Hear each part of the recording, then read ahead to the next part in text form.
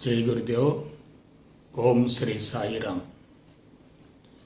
దివ్య ప్రేమ స్వరూపులారా, నిన్న మీరు గురు సందేశంలో జీవుడు జీనులు అనే అంశాన్ని గురించి తెలుసుకున్నారు. జీవుడు జీనులు,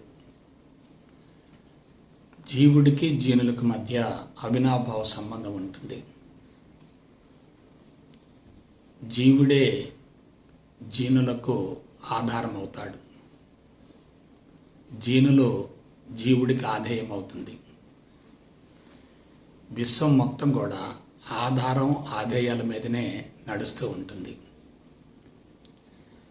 జీవుని గురించి సమూలంగా తెలుసుకుంటే జీనుల యొక్క స్వరూపాన్ని, స్వభావాన్ని కూడా మార్చవచ్చు. కాబట్టి జీనులు అనేది ఆధేయం, జీవుడు అనేది ఆధారం. ఒకటి ప్రకృతి, మరొకటి పురుషుడు. ఒకటి క్షేత్రము, మరొకటి క్షేత్రజ్ఞుడు. క్షేత్రం గొప్పదా, క్షేత్రజ్ఞుడు గొప్పవాడంటే దానికి సమాధానం లేదు. క్షేత్రం లేకుండా క్షేత్రజ్ఞుడు లేడు, క్షేత్రజ్ఞుడు లేకుండా క్షేత్రం కూడా లేదు. జీవుడి యొక్క స్వరూపం ఏమిటి, స్వభావం ఏమిటి? జీవుడిలో కొన్ని కోరికలు, సంకల్పాలు ఉంటాయి. ఆ సంకల్పాలను నెరవేర్చుకోవటం కోసం జీవుడికి శరీరం కావాలి. ఆ శరీరం కావాలంటే దానికి మూల నిర్మాణం కావాలి. అటువంటి మూల నిర్మాణమే కారణము, ప్రభావం. ఈ రెండింటి గురించి తెలుసుకోండి. కారణము, ప్రభావం, ఈ రెండింటిని గురించి తెలుసుకోండి. కారణం లేకుండా ప్రభావం ఉండదు. ప్రభావం కనిపిస్తుందంటే దాని వెనుక తప్పనిసరిగా కారణం ఉంటుంది. ఆ కారణమే కారణ శరీరం.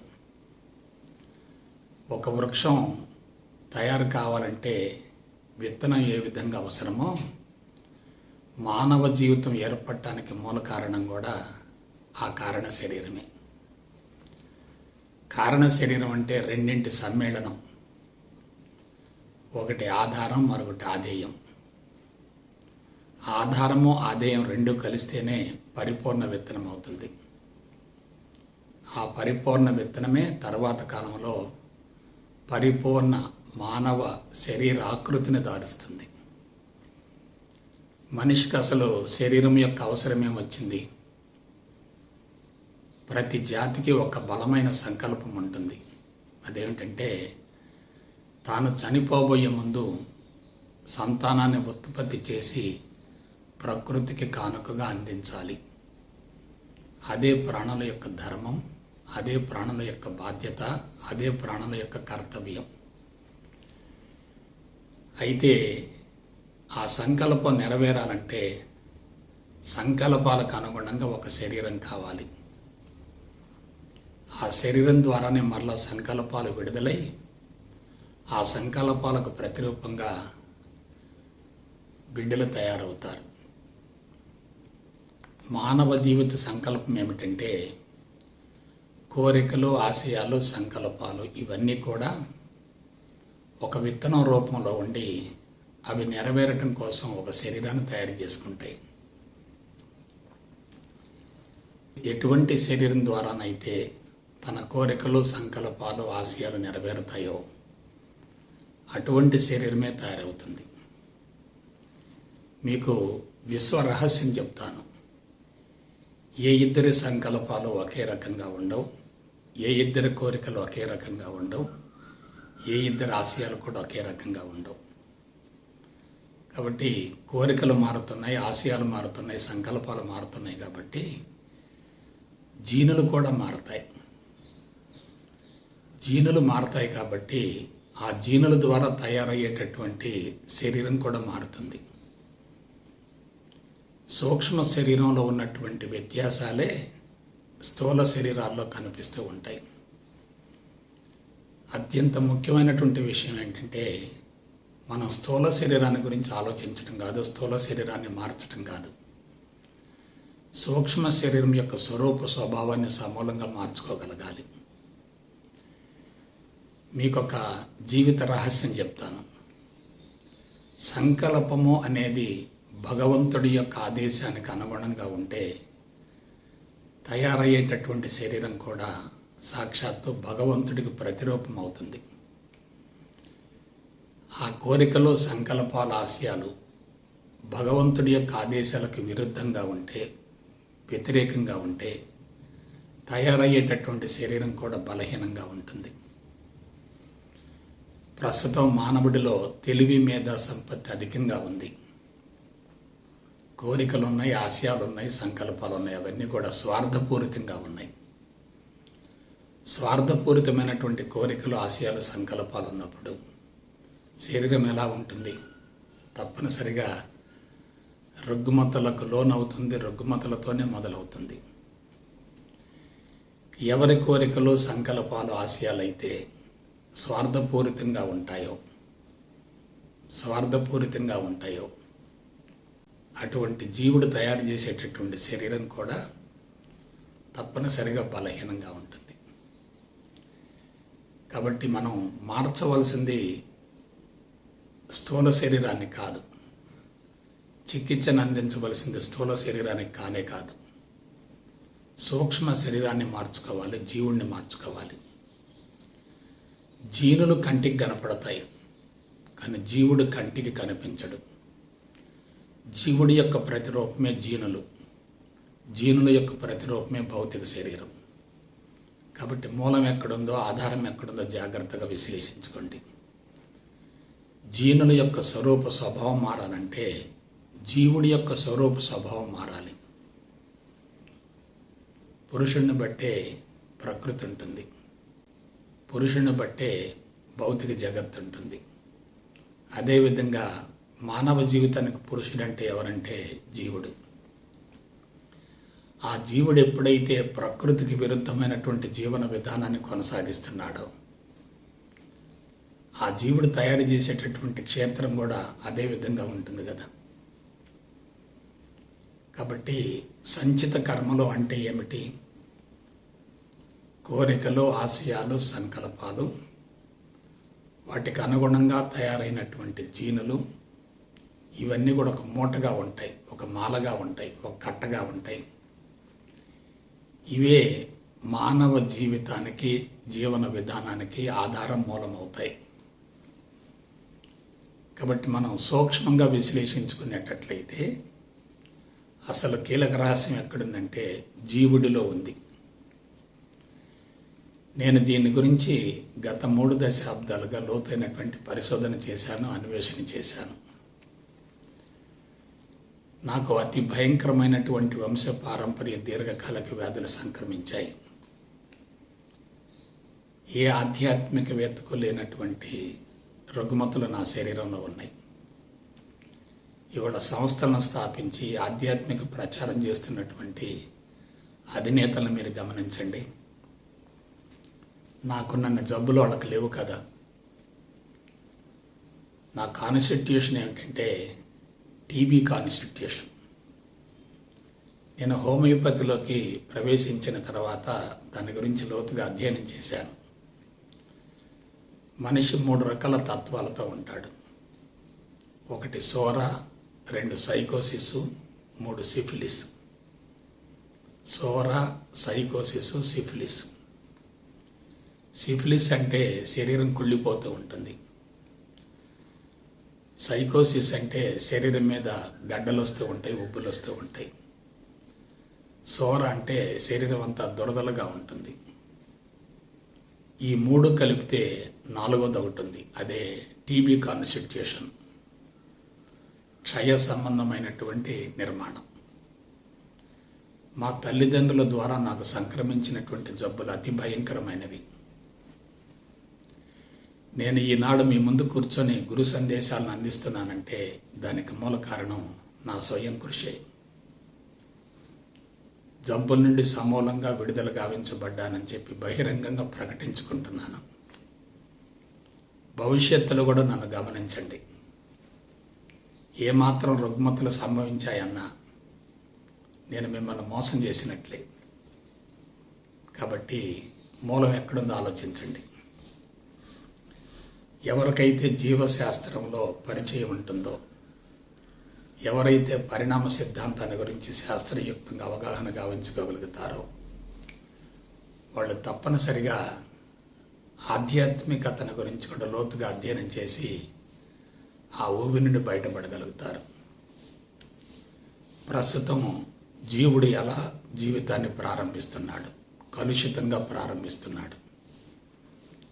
సంచిత కర్మలు పూర్తిగా బలహీనంగా ఉన్నాయి. ఆ సంచిత కర్మల మూటతోటి, కర్మల మాలతోటి జీవితం ప్రారంభమవుతుంది. ఆ సంచిత కర్మలే బలహీనమైనటువంటి శరీరాన్ని సృష్టిస్తూ ఉన్నాయి. ఇంకొక విషయం చెప్తున్నాను.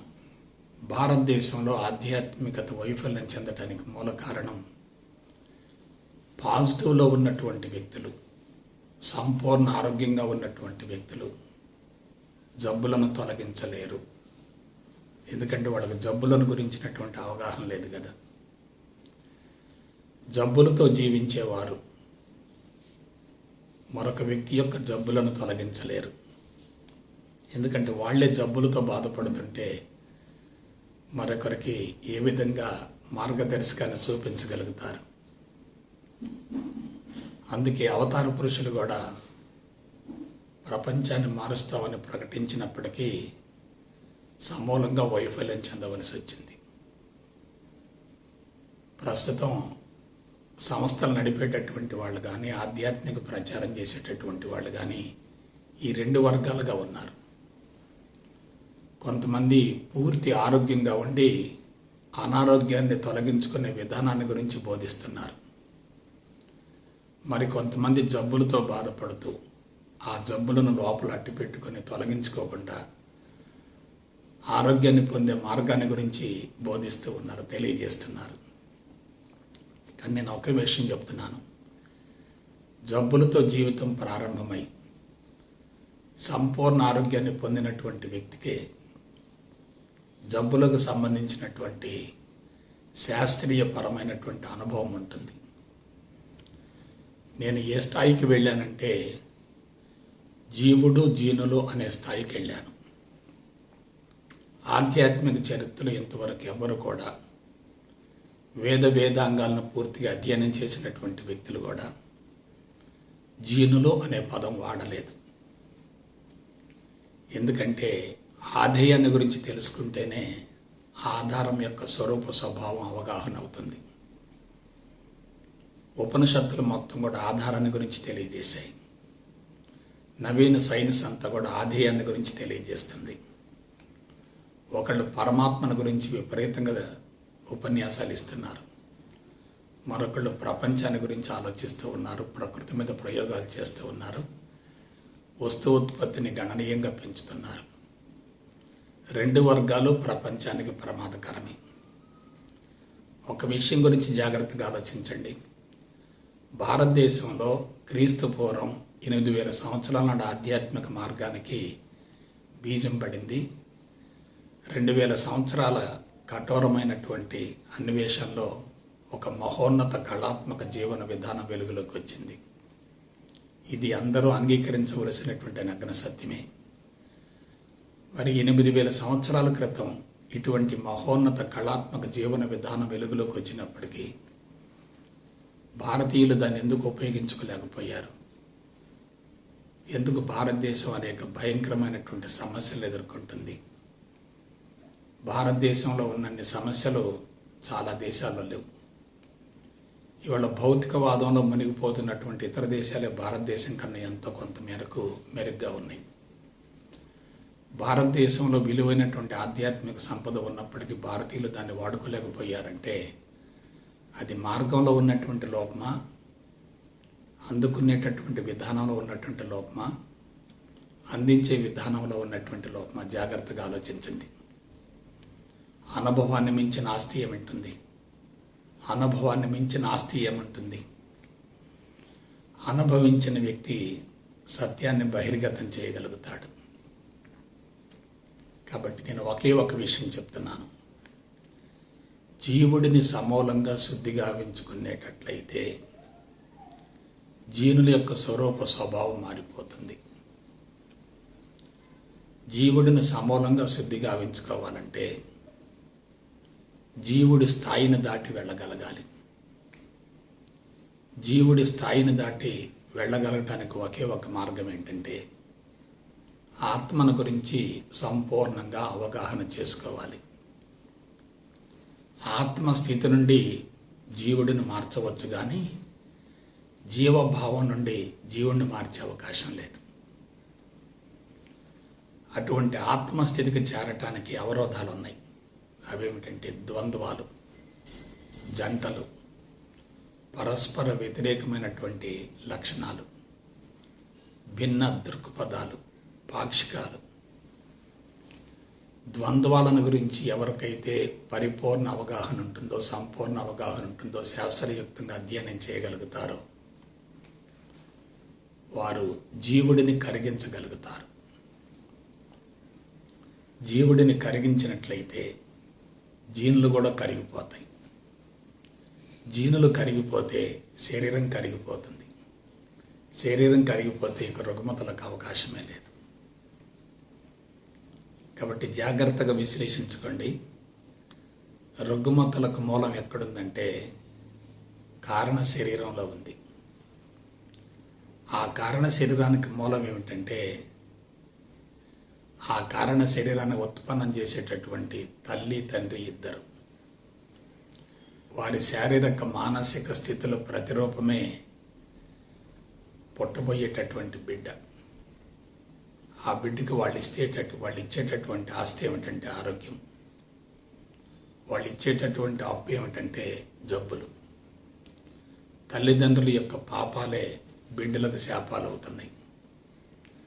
వాళ్ళు జీవించిన జీవన విధానం కానీ, అలవాట్లు కానీ, ఆహార విహారాలు కానీ, మనస్తత్వం కానీ, వ్యసనాలు కానీ, అలవాట్లు కానీ, వగైరా వగైరా వంటివన్నీ కూడా ఆ బీజంలో నిక్షిప్తం అవుతున్నాయి. ఆ బీజం జీవిత ప్రణాళికకు ప్రతిరూపం అవుతుంది. పుట్టుక నుండి మరణం వరకు ఒక వ్యక్తి ఎటువంటి జీవిత కార్యక్రమాన్ని కొనసాగించాలో అది మొత్తం కూడా అందులో నిక్షిప్తమై ఉంటుంది. దాన్నే తలరాత అనుకోవచ్చు, బ్రహ్మరాత అనుకోవచ్చు, లేకపోతే రాజ్యాంగం అనుకోవచ్చు. మనం ఆ బ్రహ్మరాతను మార్చగలగాలి.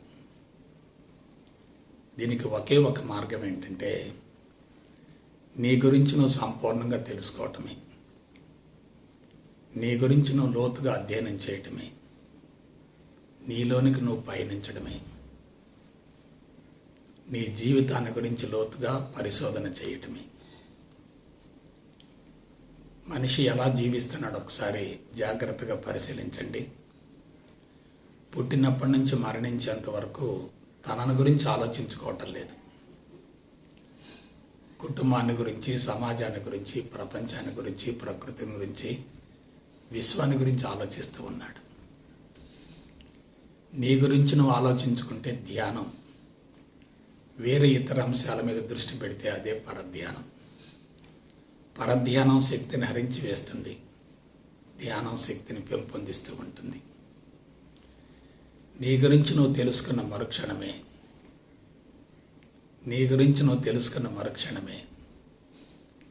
నీవు జీవుడికి అతీతంగా ఉండగలుగుతావు.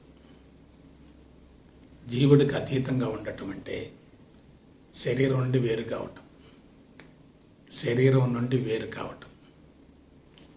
శరీరం నుండి వేరైనప్పుడు నువ్వు విశ్వంతో అనుసంధానం అవుతావు. విశ్వంతో అనుసంధానమైనప్పుడు నీకు విశ్వ శరీరం ఉంటుంది, భౌతిక శరీరం ఉండదు. కాబట్టి కొంచెం జాగ్రత్తగా ఆలోచించండి. జీనుల యొక్క స్వరూప స్వభావాన్ని మార్చుకోవాలంటే జీవుడి యొక్క స్వరూప స్వభావం మారాలి. జీవుడి యొక్క స్వరూప స్వభావం మారాలంటే జీవన శైలి మారాలి, ఆలోచన విధానం మారాలి. ఎప్పుడైతే అంతరంగ స్థితి మారుతుందో శరీరం కూడా మారిపోతుంది. Nothing is impossible for the human mind. మానవ మేధస్సుకు పరిధి కానీ పరిమితి కానీ లేవు. అది ఒక అనంతమైన విశ్వపు గ్రంథాలయం. అసాధ్యం అనేది లేనే లేదు. ఎప్పుడైతే అసాధ్యం అనుకుంటున్నావో అది జీవభావమే. నేను సాధించగలను అనే భావన ఎక్కడి నుండి రావాలి? అహంకారం నుండి రాకూడదు, ఆత్మస్థితి నుండి రావాలి. ఆత్మస్థితికి చేరిన తర్వాత అసాధ్యం అనేది లేనే లేదు. కాబట్టి కొంచెం జాగ్రత్తగా విశ్లేషించుకోండి, ఆలోచించుకోండి.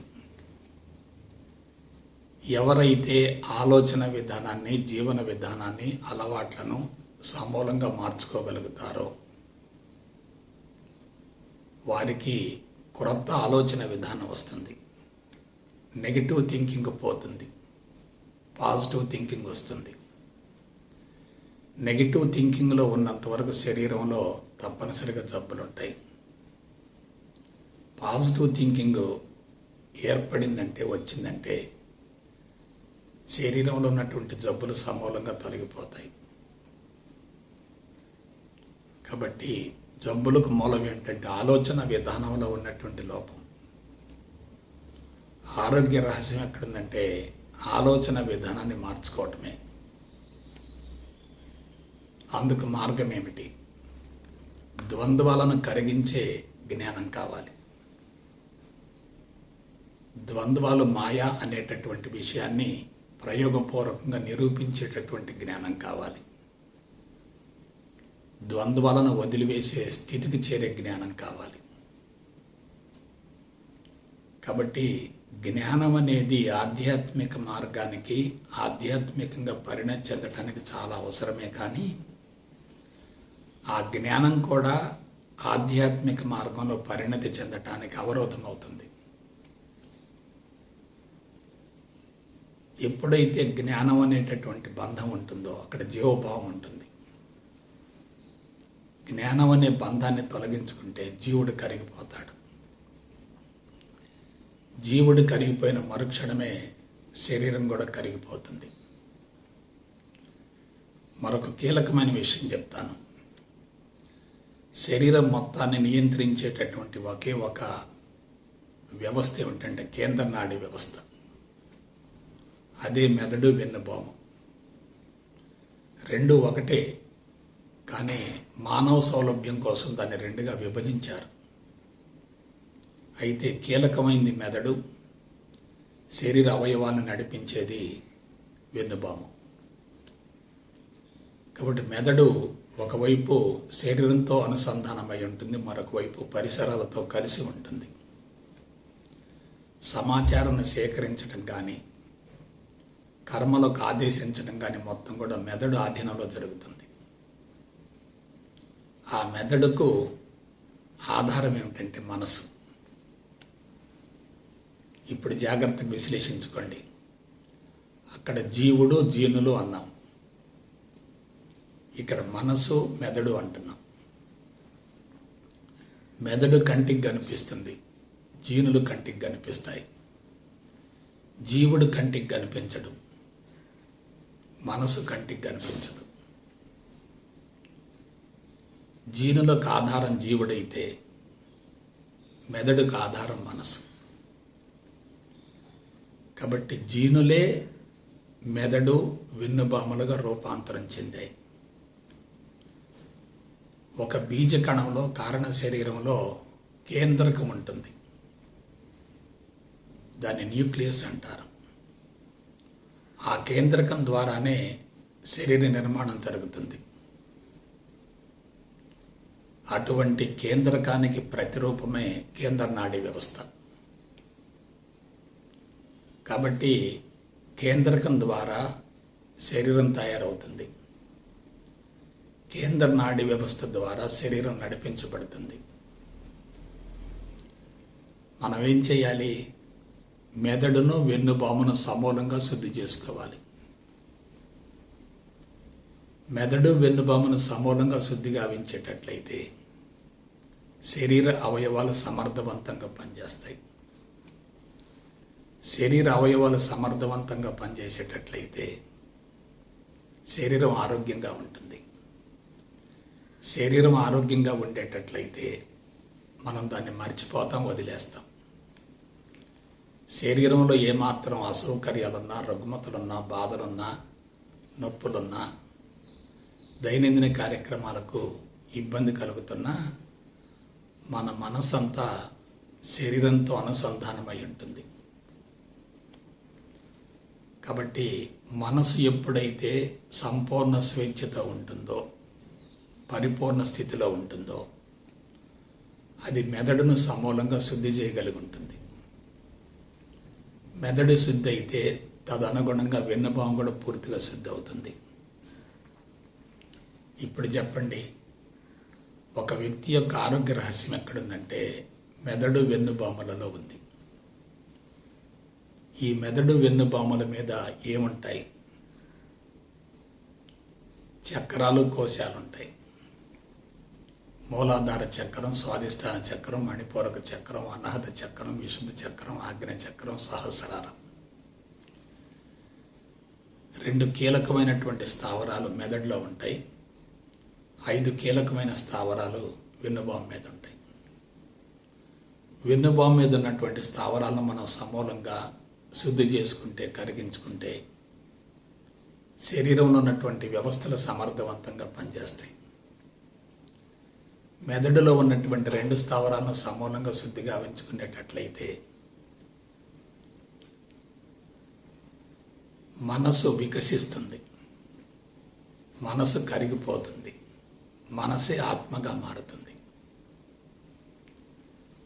కాబట్టి కీలకం ఎక్కడుందంటే ముందు కింద చక్రాలు మొత్తం శుద్ధి కావాలి.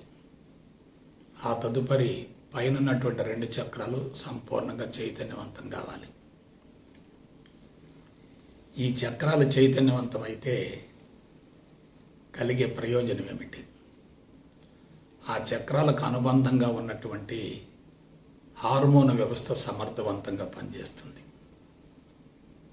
హార్మోన్ వ్యవస్థ సమర్థవంతంగా పనిచేసేటట్లయితే మనిషిలో మానవాతీత అతీంద్రియ శక్తులు వస్తాయి. అందున ఆగ్నేయ చక్రం, సహస్రారం 2 చాలా కీలకమైనవి.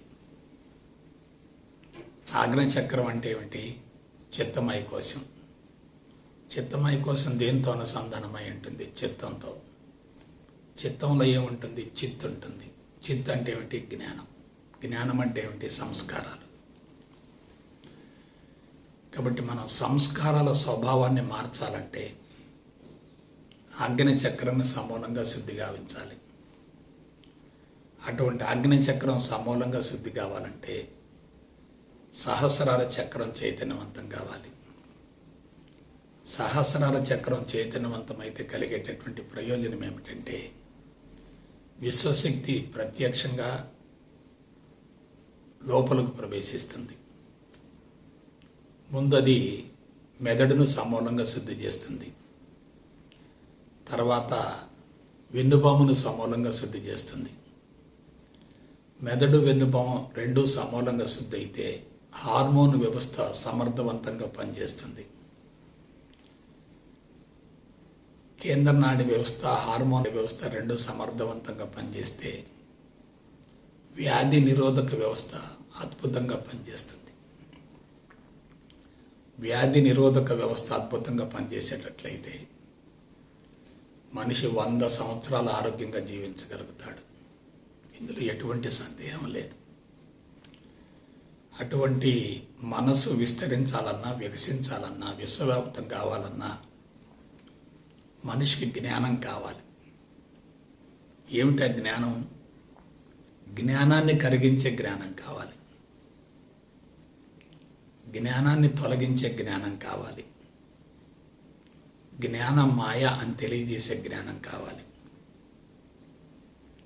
ముళ్ళను ముళ్ళుతో తీయాలి, వజ్రాన్ని వజ్రంతో కొయ్యాలి, కర్మలను కర్మల ద్వారా కరిగించుకోవాలి, జ్ఞానాన్ని జ్ఞానం ద్వారానే కరిగించి వేయాలి.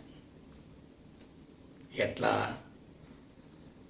ఎవరైతే భౌతిక ప్రపంచంతో విడరాని సంబంధాన్ని ఏర్పరచుకొని భౌతిక ప్రపంచానికి సంబంధించినటువంటి సమాచారాన్ని సేకరిస్తూ ఉంటారో అది పూర్తిగా అజ్ఞానం అవుతుంది.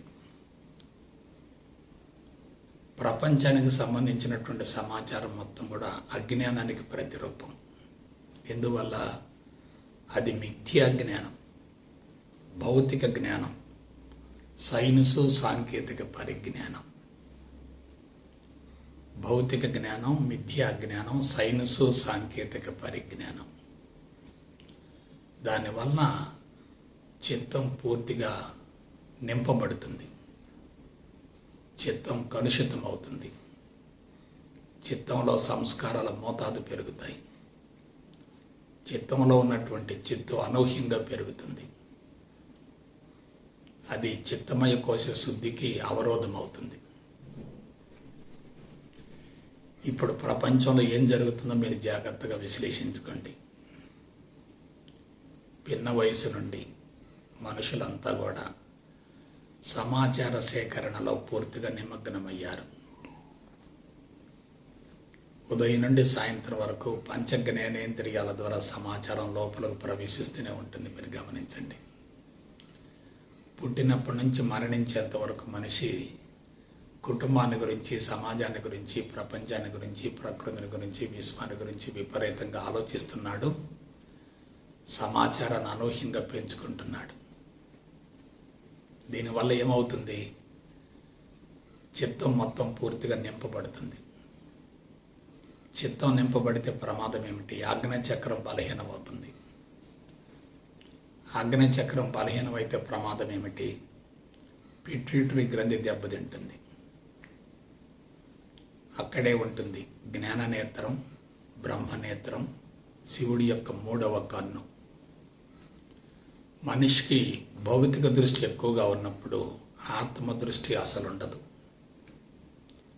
సూక్ష్మ దృష్టి ఎక్కువగా ఉండేటట్లయితే మనిషి భౌతిక దృష్టికి, ఆత్మ దృష్టికి మధ్య అనుసంధానంగా జీవిస్తూ ఉంటాడు. సూక్ష్మత్వం పెరుగుతూ ఉందంటే మనిషిలో వ్యాపకత్వం కూడా పెరుగుతుంది. అయితే ఆ సూక్ష్మత్వం భౌతిక దృష్టి వైపుకి మళ్ళిందనుకోండి, బంధాలు పెరుగుతాయి. అదే సూక్ష్మ దృష్టి ఆత్మ వైపుకు మళ్ళితే సమాచారం కరిగిపోతుంది. కాబట్టి జాగ్రత్తగా ఆలోచించండి. 1 భౌతిక దృష్టి, 2 సూక్ష్మ దృష్టి, 3 ఆత్మ దృష్టి. ఎవరికైతే ఆత్మదృష్టి అనూహ్యంగా పెరుగుతుందో వారు భౌతిక శరీరం నుండి విడిపోగలుగుతారు. భౌతిక శరీరం నుండి విడిపోయిన మరుక్షణమే జీవాత్మ పరమాత్మతో అనుసంధానం అవుతుంది. జీవాత్మ పరమాత్మతో అనుసంధానమైన తర్వాత జీవుడు శరీరం నుండి వేరవుతాడు, విశ్వంలో కలిసిపోతాడు. ఆ జీవుడే దేవుడు అవుతాడు.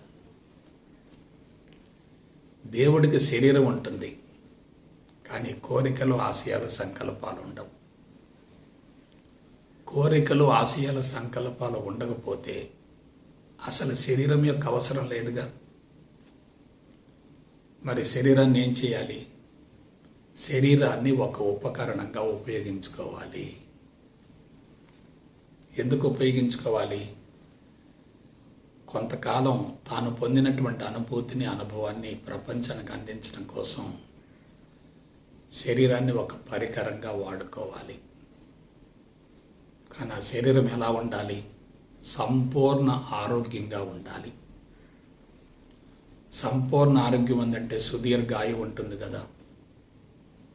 ఆరోగ్యం, ఆయువు 2 ఉంటే మానసిక ప్రశాంతత ఉంటుంది కదా. ఈ 3 ఉంటే సంతృప్తి ఉంటుంది కదా. సంతృప్తి ఉంటే ఆటోమేటిక్గా సునాయాసంగా ఆనందం వస్తుంది కదా. కాబట్టి ఆనందంగా జీవించే వ్యక్తికి ప్రపంచంలో ఏం కావాలి? ఏం అవసరం లేదు. ఏమీ అవసరం లేదు అనే స్థితి నుండి అన్నీ పొందవచ్చు. ఏమీ తెలుసుకోవలసినటువంటి అవసరం లేదు అనే స్థితి నుండి అన్నీ తెలుసుకోవచ్చు. ఏమీ చేయవలసినటువంటి అవసరం లేదు అనే స్థితి నుండి అన్నీ చేయవచ్చు. సాధించవలసింది ఏమీ లేదు అనే స్థితి నుండి అన్నీ సాధించవచ్చు. సరిచేయవలసింది ఏదీ లేదు అనే స్థితి నుండి అన్నిటినీ సరిచేయవచ్చు. అంటే కర్మలు జరుగుతాయి, కానీ అక్కడ కర్త ఉండడు. కర్త లేని కర్మలు జరుగుతాయి. ఇక కర్మఫలానికి అవకాశమే లేదు. చూసారా జీవిత రహస్యం ఎంత గొప్పదో. కాబట్టి మూల నిర్మాణం మారాలి, జెనెటికల్ కాన్స్టిట్యూషన్ మారాలి, ప్రారబ్ధ సంచిత కర్మలు సమూలంగా దగ్ధం కావాలి. ఇక మరొక విషయం చెప్తాను. చేతన మనసుకు ఆగామి కర్మలకు అవినాభావ సంబంధం ఉంటుంది.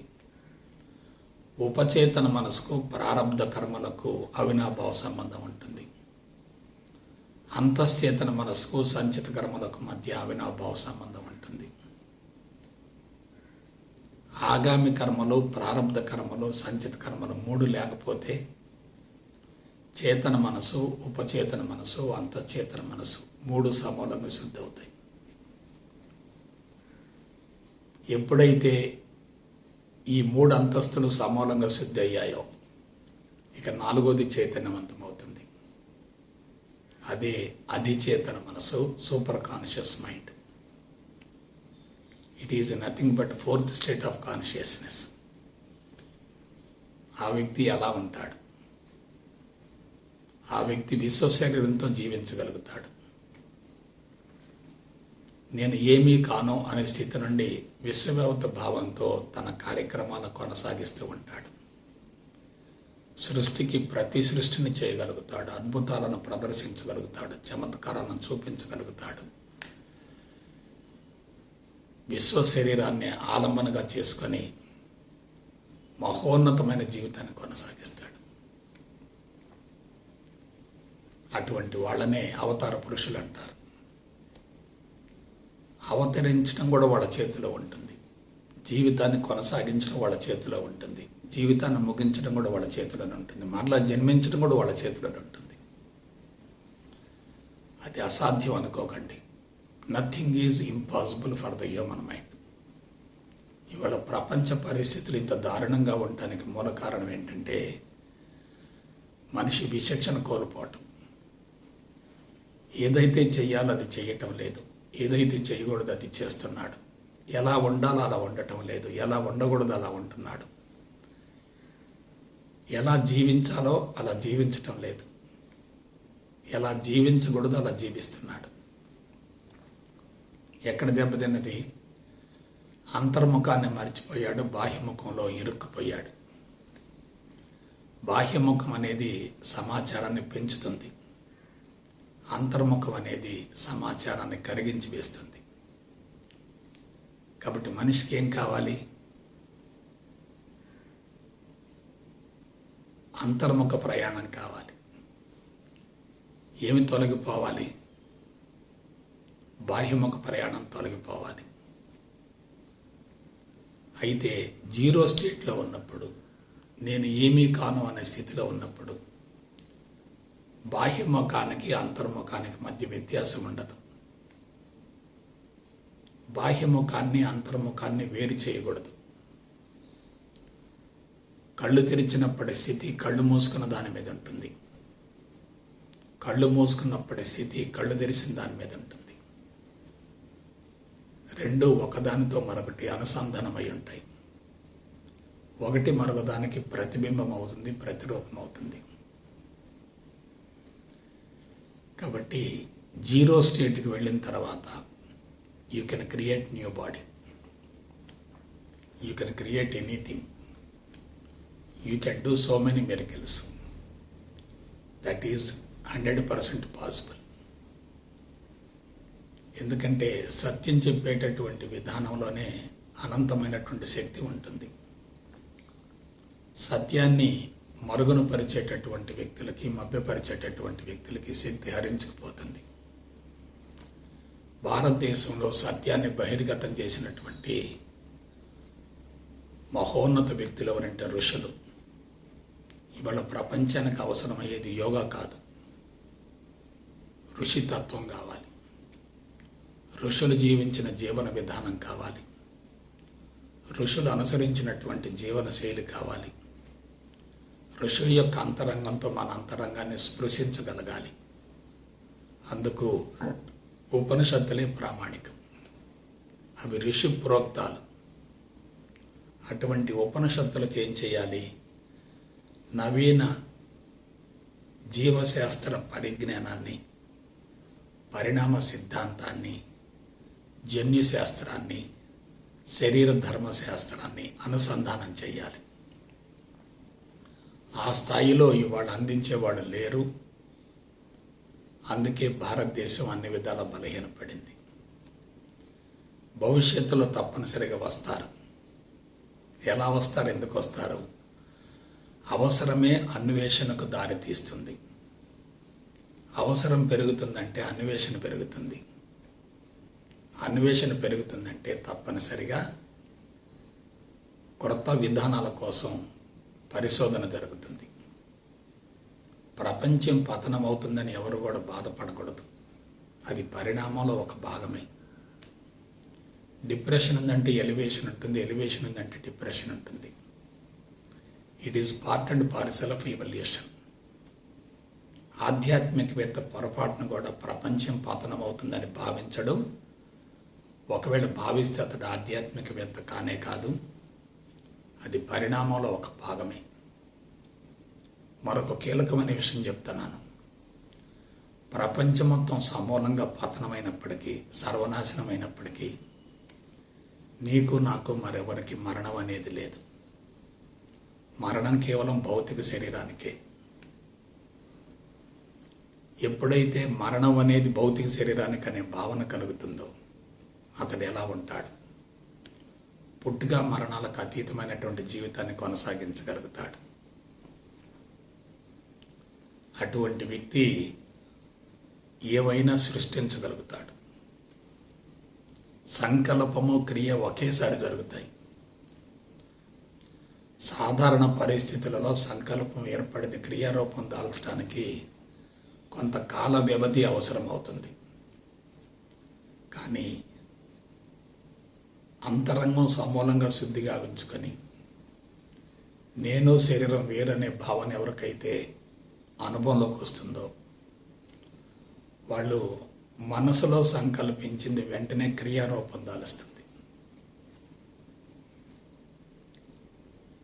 ఒకటి ముందు ప్రణాళిక ఉండాలి, తర్వాత కార్యం జరగాలి, తర్వాత ప్రభావం కనిపిస్తుంది. కారణం, కార్యం, ప్రభావం. కానీ ఇక్కడ ఏమవుతుంది? కారణంతో పాటే క్షణంలోనే ప్రభావం కనిపిస్తుంది. ఎప్పుడైతే కారణం మారుతుందో ప్రభావం మారుతుంది. మన జీవుణ్ణి మార్చుకుంటే కారణ శరీరం కూడా మారిపోతుంది. కారణ శరీరం మారిపోయిందంటే భౌతిక శరీరం కూడా మారిపోతుంది. కాబట్టి జీవుడు, జీనులు, శరీరం. అక్కడ జీవుడు, జీనులు అన్నాను. ఇక్కడ మనసు, శరీరం అంటున్నాను. మనస్సు కనిపించదు, అక్కడ జీవుడు కనిపించడు. అక్కడ జీనులు కనిపిస్తాయి, ఇక్కడ మెదడు, వెన్నుభవం కనిపిస్తాయి. మెదడు, వెన్నుభవం రెండు కూడా సమర్థవంతంగా పనిచేసేటట్లయితే శరీరం కాంతివంతంగా ఉంటుంది, శరీరం పూర్తి ఆరోగ్యంగా ఉంటుంది, శక్తి విపరీతంగా పెరుగుతూ ఉంటుంది. ఎంత శ్రమించినా సరే అలసట అనేది ఉండదు. విశ్రాంతిని పొందవలసినటువంటి అవసరమే లేదు. ఇవన్నీ కూడా మనం అందరం తెలుసుకోవలసినటువంటి జీవిత సత్యాలు. పొరపాటు జరిగిందని బాధపడకండి. పొరపాటును గ్రహించే రోజు తప్పనిసరిగా వస్తుంది. అద్భుతాలు సృష్టిస్తున్నటువంటి మానవుడు అంతరంగాన్ని గురించి కూడా ఆలోచించే రోజులు వస్తాయి. ఒక సుందర ఆదర్శ ఆధ్యాత్మిక ప్రేమ ప్రపంచం రాబోతుంది. అందుకు ఆధ్యాత్మికతని సైన్స్ని సమన్వయం చేసి అందించేటటువంటి వినూత్న సాంకేతిక పరిజ్ఞానంతో కూడినటువంటి విధానాలు కావాలి. అటువంటి విధానాలు తప్పనిసరిగా రాబోతున్నాయి. రాబోయే రోజులలో ఒక నూతన ఒరవడి రాబోతుంది. ఇంకొక మాట్లాడతాను, ఆధ్యాత్మిక విప్లవం రాబోతుంది, స్పిరిచువల్ రెవల్యూషన్ రాబోతుంది. ఆ స్పిరిచువల్ రెవల్యూషన్లో ఫిజికల్ ఎవల్యూషన్ అనేది బలహీనపడుతుంది. ఇప్పుడు భౌతికపరమైనటువంటి పరిణామం తారాస్థాయికి చేరింది. అందుకే ఆధ్యాత్మికత మరుగున పడింది. భవిష్యత్తులో ఆధ్యాత్మిక విప్లవం ద్వారా భౌతికపరమైనటువంటి పరిణామానికి అడ్డుకట్ట వేయబడుతుంది. కాబట్టి జీనుల ద్వారా శరీరాన్ని సమూలంగా మార్చుకోవచ్చు, జీనులను సమూలంగా తొలగించవచ్చు, కరిగించవచ్చు, మార్చవచ్చు. ఇది శాస్త్రీయంగా రుజువు చేయగలిగినటువంటి ఒక అద్భుతమైనటువంటి అంశం. దీన్ని మీరు పరిగణనలోనికి తీసుకొని జీవితాన్ని గురించి లోతుగా అధ్యయనం చేసి జీవిత పరమార్థం నెరవేర్చుకోవటం కోసం కృషి చేస్తారని మనసా వాచ కర్మణ కోరుకుంటూ సెలవు తీసుకుంటా. జై గురుదేవ్, జై గురుదేవ్, జై గురుదేవ్.